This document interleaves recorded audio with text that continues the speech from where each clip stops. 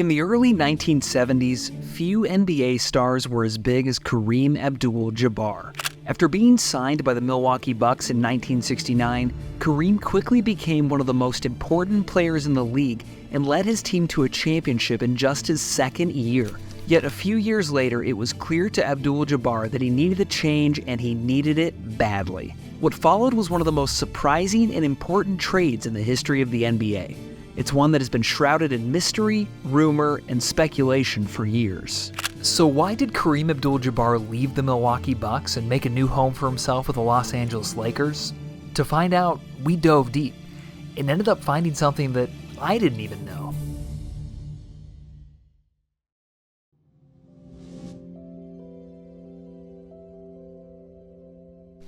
According to Kareem himself, he was always someone who worked best in a big city.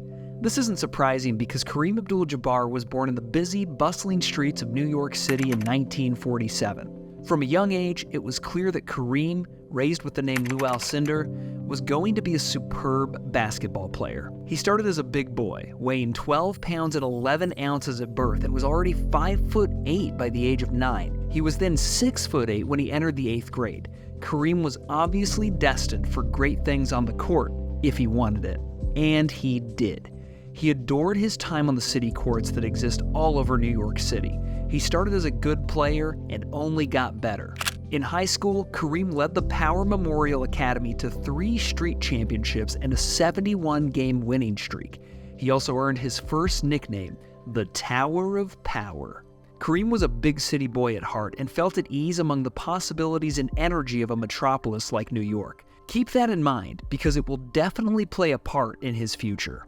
From the adoration of his peers to his fondness for the city and its people, the larger-than-life location of New York was a perfect home for Kareem. But as luck would have it, Kareem would wind up in a city that felt like a polar opposite of New York, Milwaukee, Wisconsin. After being drafted by the Bucks following his years in college at UCLA, Kareem had to make peace with the fact that he would get his start in the NBA in Wisconsin. At the time, the Bucks were only in their second season, and things were rocky, as they were for all expansion teams. They had a lot to prove, and they felt that Abdul-Jabbar was a key to proving it. They knew the sort of talent Kareem was, and they knew the success he could bring. As for Kareem himself, he didn't really give Milwaukee much thought at all. According to his autobiography, Abdul-Jabbar didn't know much of anything about the city, but he also understood that he didn't have a choice with where he played, saying, "There was nothing I could do about it," and calling his move to Milwaukee a, quote, "professional compromise before I even became a professional." Just because the thought of living in the Midwest didn't get Abdul-Jabbar fired up, didn't mean he wasn't going to play his heart out. Sure enough, Kareem got right to work after landing in Milwaukee. During his first season alone, the big man posted an average of 28.8 points and 14.5 rebounds. Right away, he was an all-star and one of the most well-known athletes on earth. But according to Kareem, he was also feeling far from home and disconnected with the region he was living in. If you've spent any time in Milwaukee during the winter, you know it can get bitterly and dangerously cold. For several months out of the year, the entire landscape is almost completely frozen over. Kareem wasn't used to this sort of weather. His entire life had been spent in New York and then in Los Angeles for college. When winter came around, he felt like a stranger in a strange land. The winter was cold beyond belief, and I didn't have much interest in going out in it, Abdul-Jabbar said, which led him to not building many strong relationships with his new teammates or any locals. He would later admit that he didn't feel comfortable or close to the residents of the state, including other Black Americans. "I wasn't looking to be friends with anybody white, and I never really hit it off with Black Milwaukee," Kareem said. It wasn't that the citizens of Milwaukee were bad people, far from it in fact. Years later, Kareem would say that Milwaukee was full of nice, decent people, but he just didn't feel like he had much in common with them.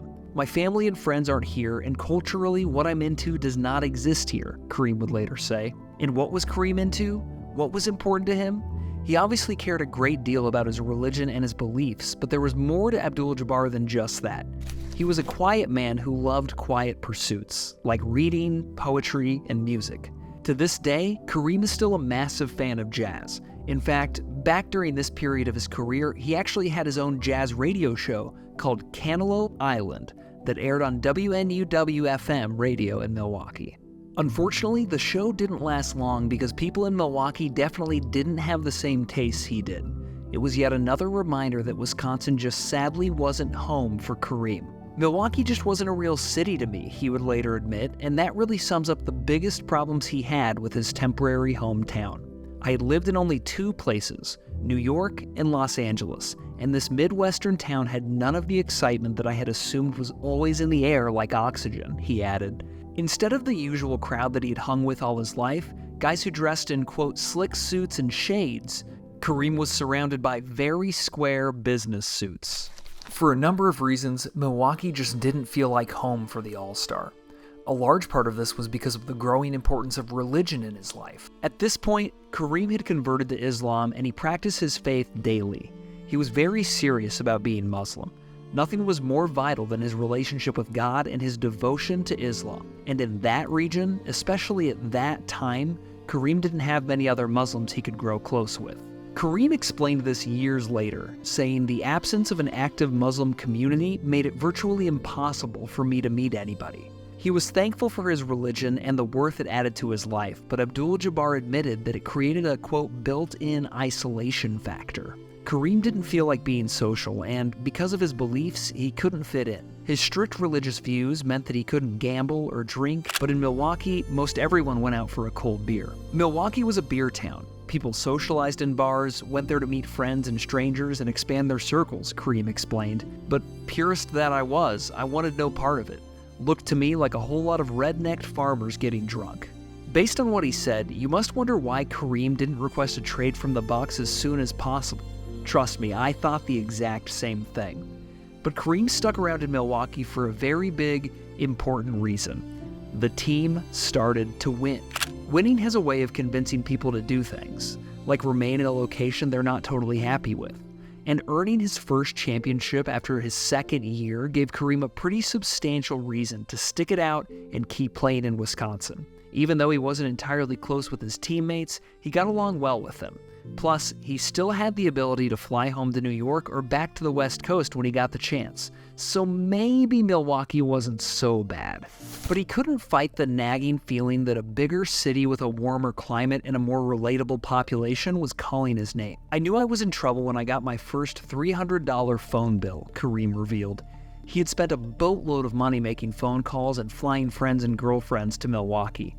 Kareem was sticking around in Milwaukee, but he knew that there would come a day when he'd want to venture out to greener, warmer pastures that felt more like him and felt more like home. In the following years, Kareem remained one of the best players alive. He became scoring champion multiple times and was MVP 3 times. He was in the top 5 NBA players in scoring, rebounding, blocked shots, and field goal percentage, and he helped the Bucks continually reach the playoffs.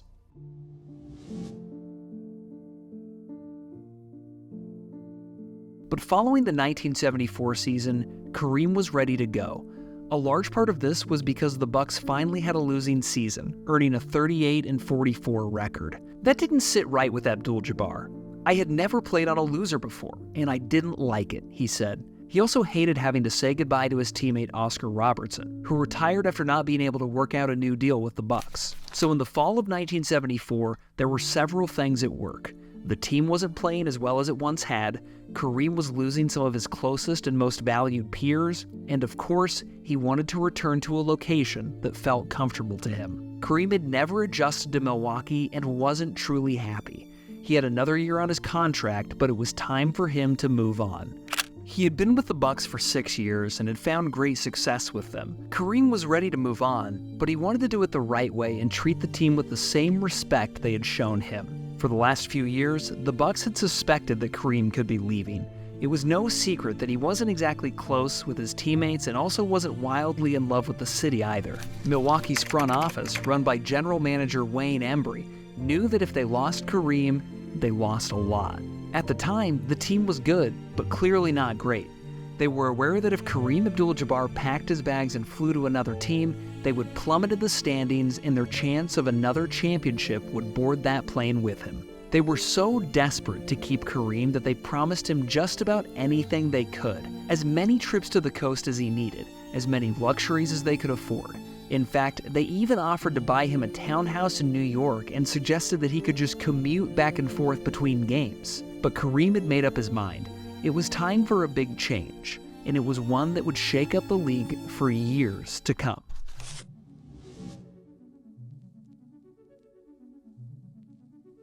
It was late one night when Embry got a phone call from the people in Kareem's camp.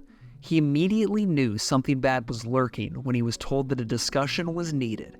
When he said he wanted to talk about Kareem's future, I didn't know what the hell to expect. I sensed there was something that wasn't right, Embry would later tell the LA Times. A few days later, Embry and his associates met with Kareem's management and it was all laid out. Kareem wanted to leave the Milwaukee Bucks. There wasn't a chance of changing his mind. This was something that was going to happen. Kareem's people said that he had 3 options in mind. His preference, he wanted to play for the New York Knicks, a return to his hometown and the place he loved so much. But if not New York, he would also play for the Washington Bullets, or third, the Los Angeles Lakers. No hard feelings, nothing against Milwaukee. Those were the points that Kareem's people tried to get across. According to Embry, they said, quote, his lifestyle and the lifestyle in Milwaukee were not compatible. The Bucks wanted to move, and they wanted to move quickly and quietly. Their fear was that if news of Kareem's desire to leave Milwaukee leaked, then they wouldn't be able to negotiate well. Other teams would be well aware of his wishes, and they'd know they had the upper hand. So Embry and his management team got to work trying to find a new home for their biggest star. It was a long process, but ironically, Kareem wouldn't be playing during some of that time. Just 2 nights after the meeting that declared the end of his time in Milwaukee, Abdul-Jabbar broke his hand. Celtics star Don Nelson accidentally poked him in the eye during an exhibition game, and Abdul-Jabbar then punched a pole and fractured his hand. During the 6 weeks it took for his hand to heal, the Bucks worked overtime to make a trade happen. Embry still tried to change his star player's mind, though. He sat him down and asked him if he was the problem, or if head coach Larry Costello needed to go. Embry would have made just about any change possible to keep Kareem in Milwaukee, but there was no use. In March of 1975, as Embry and the Bucks worked behind the scenes to complete a deal, sports reporter Marv Albert dropped the major bombshell that Abdul-Jabbar was looking to leave the Bucks and that the Knicks were his first choice. Days later, Kareem himself admitted the truth to reporters following a game, telling them, "I don't have any family or friends here. Culturally, what I'm about and what Milwaukee is about are 2 different things." He made sure to add, "I have no unkind feelings toward the people of Milwaukee or Wisconsin. I want to underline that." So now everyone knew that Kareem wanted to leave the Bucks, and the front office were told he desired to land in New York. I bet you're asking yourself one big question. Why didn't he become a Knick?